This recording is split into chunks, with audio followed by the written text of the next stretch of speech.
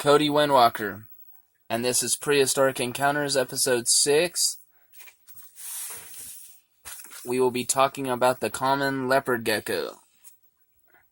Not a very social guy, but we will do our best to keep you entertained. Coming from Eastern and Southeast Asia, all the way through the Middle East. A very easy pet to take care of. Hatchlings are about 3 to 4 inches. Females will be about 7 to 8 inches in adulthood. Males will be about 8 to 10 inches in adulthood. Lifespan is, they can live up to 20 plus years, but the average lifespan for a normal leopard gecko is between 10 to 20 years.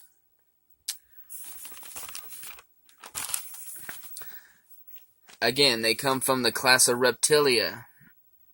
As I said in other videos, translates roughly into creeping. Order of Squamata roughly translates into scales.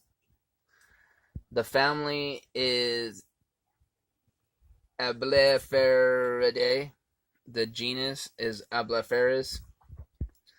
The species is Macularius domesticus. With these specific animals, I would like to make one misconception cleared up real quick. And that is, even though I do have sand in there, they are not solely a desert-dwelling creature. They live in the deserts. They also live in the marshlands, grasslands, several varieties. I choose this because it seems to like it. So I don't try to mix it up, especially if they live their entire life with it. Very common. Most places have it, so if you got a PetSmart or a Petco, you probably have a opportunity to get a leopard gecko.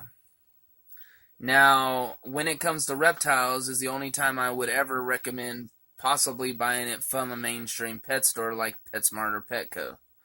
I'm not a promoter or a fan of them. I worked there at one time, and so I know all their shady stuff they do, which will be on another video.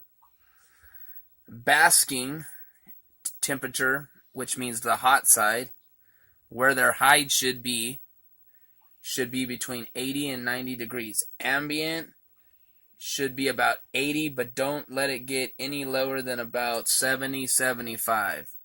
Lighting, give it 12 hours of light. Humidity, it doesn't need any.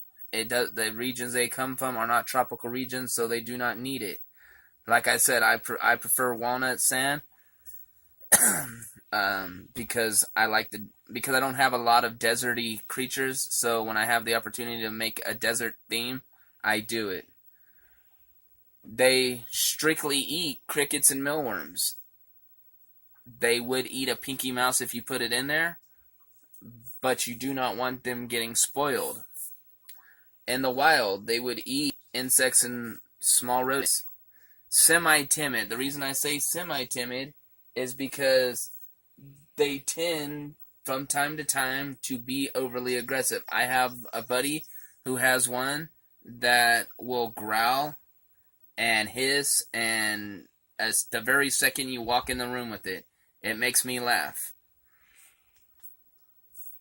That being said, I love them. They're one of my favorite lizards. They're totally mellow. You can hold them. You can bond with them. I'm doing a couple of different videos today, so I will not be holding this one. I would like to show you the hide it's in is actually a magnetic one. So you can see it's held on from the outside. This is a really cool hide, especially if you have lizards that hide. Now, leopard geckos can live in a harem. A lot of animals can't. You can put one male in with several female and they will get along. Now, it doesn't matter how many hides you have in there for multiple lizards. They will all bunch up into one. It is in their nature to do so. Water, check it daily. Make sure it has clean, clear water. If we need clean, clear water, they need clean, clear water. You can get an idea of the size of the water dish I have. You can see it's clean water. Over here I have a little calcium bowl for them so they can get a little bit of calcium. It gets its name because of the spots on it. It's similar to the leopard itself. So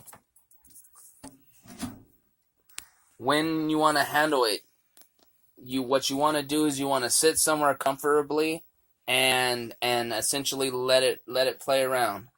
Now keep in mind, when it comes to any gecko, I cannot be stricter about this.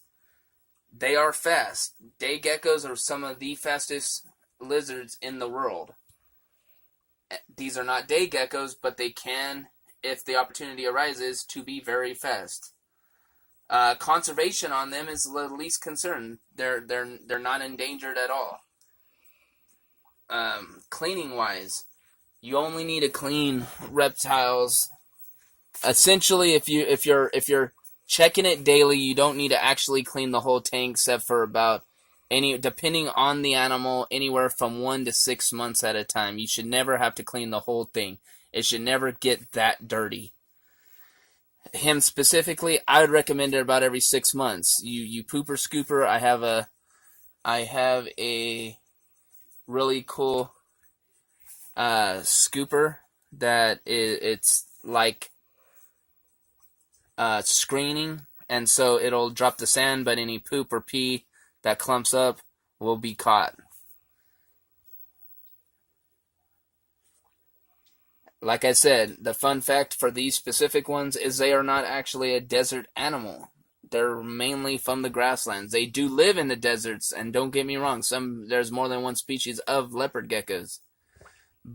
But they are not strictly a desert dweller like people assume they were.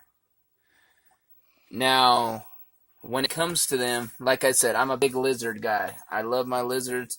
I think they're really cool, and I think everyone should get them. This is a great beginner pet for kids.